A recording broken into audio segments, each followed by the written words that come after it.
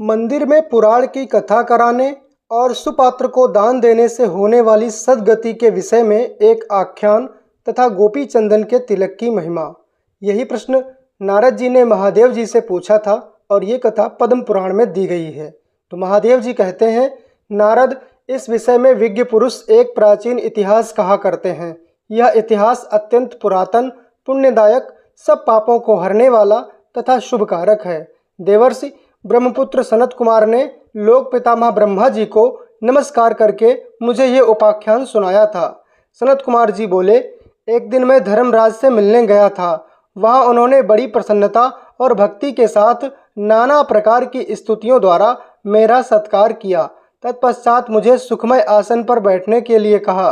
बैठने पर मैंने वहाँ एक अद्भुत बात देखी। एक पुरुष सोने के विमान पर बैठकर वहाँ आया। उसे देखकर धर्मराज बड़े वेग से आसन से उठ खड़े हुए और आगंतुक का दाहिना हाथ पकड़कर उन्होंने अर्घ्य आदि के द्वारा उसका पूर्ण सत्कार किया। तत्पश्चात वे उससे इस प्रकार बोले। धर्मराज ने कहा, धर्म के दृष्टा महापुरुष, तुम्हारा स्वागत है। मैं तुम्हारे दर्शन से बहुत प्रसन्न हूँ। मेरे पास बैठो और मुझे कुछ ज्ञान की बातें सुनाओ। इसके बाद उस धाम में जाना जहाँ श्री ब्रह्मा जी विराजमान हैं। सनत कुमार जी कहते हैं, धर्मराज के इतना कहते ही एक दूसरा पुरुष उत्तम विमान पर बैठा हुआ वहाँ आ पहुँचा। धर्मराज ने विनीत भाव से उसका भी विमान पर ही पूजन किया तथा जिस प्रकार पहले आए हुए मनुष्य से सांत्वना पूर्वक वार्तालाप किया था, उसी प्रकार इस नव आगंतुक के साथ भी किया। यह देखकर मुझे बड़ा विस्मय हुआ। मैंने धर्मराज से पूछा, इन्होंने कौन सा ऐसा कर्म किया है जिसके ऊपर आप अधिक संतुष्ट हुए हैं? इन दोनों के द्वारा ऐसा कौन सा कर्म बन गया है जिसका इतना उत्तम पुण्य है? आप सर्वज्ञ हैं, अतः बतलाइए किस कर्म के प्रभाव से इन्हें दिव्य फल की प्राप्ति हुई है। मेरी बात सुनकर धर्मराज ने कहा, इन दोनों का किया हुआ कर्म बताता हूँ, सुनो। पृथ्वी पर वैदिश नाम का एक विख्यात नगर है। वहाँ धरापाल नाम से एक प्रसिद्ध राजा थे, जिन्होंने भगवान विष्णु का मंदिर बनवाकर उसमें उनकी स्थापना की। उस नगर में जितने लोग रहते थे, उन सबको उन्होंने भगवान का दर्शन करने के लिए आदेश दिया। गांव के भीतर बना हुआ श्री विष्णु का वह सुंदर मंदिर लोगों से ठसाठस भर गया।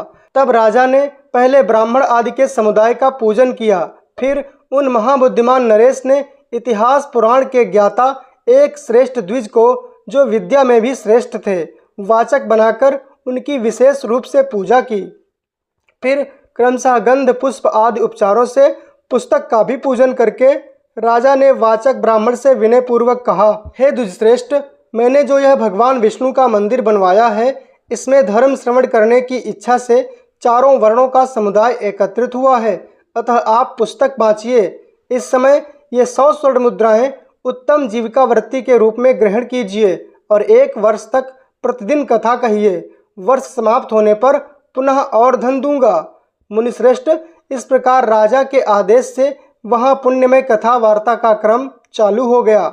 वर्ष बीतते बीतते आयु क्षीण हो जाने के कारण राजा की मृत्यु हो गई। तब मैंने तथा भगवान विष्णु ने भी इनके लिए द्युलोक से विमान भेजा था। ये जो दूसरे ब्राह्मण यहाँ आए थे, इन्होंने सत्संग के द्वारा उत्तम धर्म का श्रवण किया था।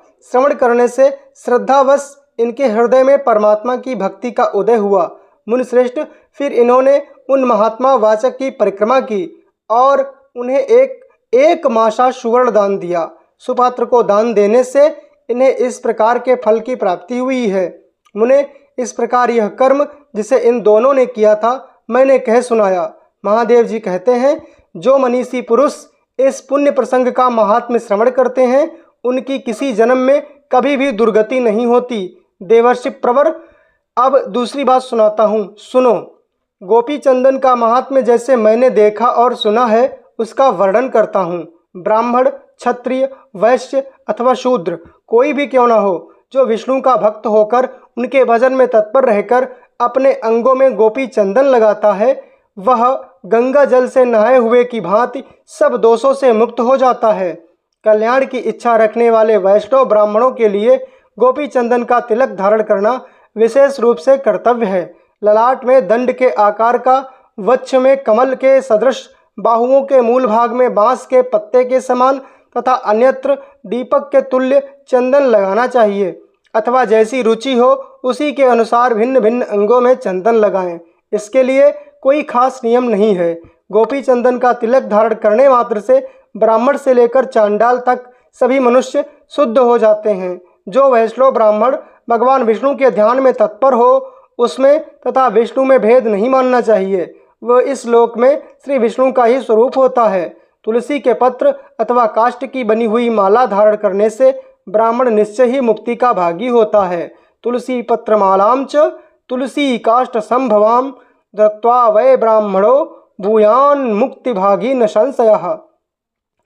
मृत्यु के समय भी जिनके ललाट पर गोपी चंदन का तिलक रहता है वह विमान पर आरूढ़ होकर विष्णु के परम पद को प्राप्त होता है। नारद कलयुग में जो श्रेष्ठ गोपी चंदन का तिलक धारण करते हैं उनकी कभी दुर्गति नहीं होती। ब्राह्मण इस पृथ्वी पर जो शराबी, स्त्री और बालकों की हत्या करने वाले तथा अगम्या स्त्री के साथ समागम करने वाले देखे जाते हैं वे भगवत भक्तों के दर्शन मात्र से पाप मुक्त हो जाते हैं। मैं भी भगवान विष्णु की भक्ति के प्रसाद से वैष्णव हुआ हूँ। मित्रों, ये कथा यहीं पर समाप्त होती है। मिलते हैं अगली कथा के साथ अगले वीडियो में। तब तक के लिए जय श्री राम।